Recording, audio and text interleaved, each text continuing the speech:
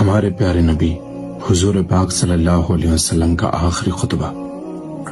اے لوگوں سنو، مجھے نہیں لگتا کہ میں اگلے سال تمہارے درمیان موجود رہوں گا۔ میری باتوں کو بہت غور سے سنو اور ان کو ان لوگوں تک پہنچاؤ جو یہاں نہیں پہنچ سکے۔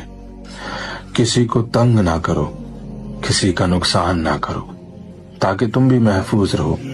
یاد رکھو تمہیں اللہ سے ملنا ہے اور اللہ تعالیٰ تم سے تمہارے اعمال کے بارے میں سوال کرے گا۔ اللہ نے سود کو ختم کر دیا ہے، اس لیے آج سے سارا سود ختم کر دو۔ تم عورتوں پر حق رکھتے ہو اور وہ بھی تم پر حق رکھتی ہیں۔ جب وہ اپنے حقوق پورا کر رہی ہیں تو تم بھی ان کی ساری ذمہ داریاں پوری کرو۔ عورتوں کے بارے میں نرمی کا رویہ اختیار کرو، کیونکہ وہ تمہاری شریک حیات اور بے لوث خدمت گزار ہیں۔ ابھی زنا کے قریب مت جانا۔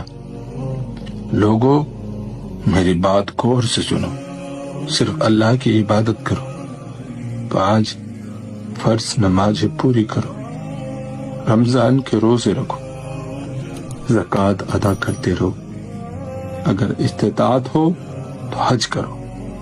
ہر مسلمان دوسرے مسلمان کا بھائی ہے۔ تم سب اللہ کی نظر میں برابر ہو، برتری صرف تقوی کی وجہ سے ہے۔ یاد رکھو تم سب کو ایک دن اللہ کے سامنے اپنے اعمال کا جواب دہی کے لیے حاضر ہونا ہے۔ خبردار رہو، میرے بعد گمراہ نہ ہو جانا۔ میں تمہارے لیے 2 چیزیں چھوڑ کر جا رہا ہوں، قرآن اور میری سنت۔ اگر تم نے ان کی پیروی یعنی ان پر عمل کیا تو کبھی گمراہ نہیں ہوگے۔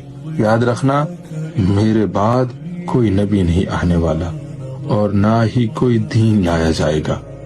میری باتیں اچھی طرح سمجھ لو۔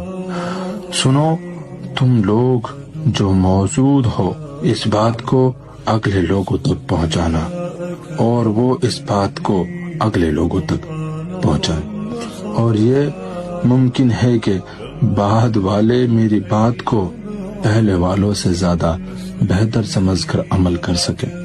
پھر آپ نے آسمان کی طرف اپنا مبارک چہرہ اٹھایا اور کہا، اے اللہ گواہ رہنا، میں نے تیرا پیغام تیرے بندوں تک پہنچا دی۔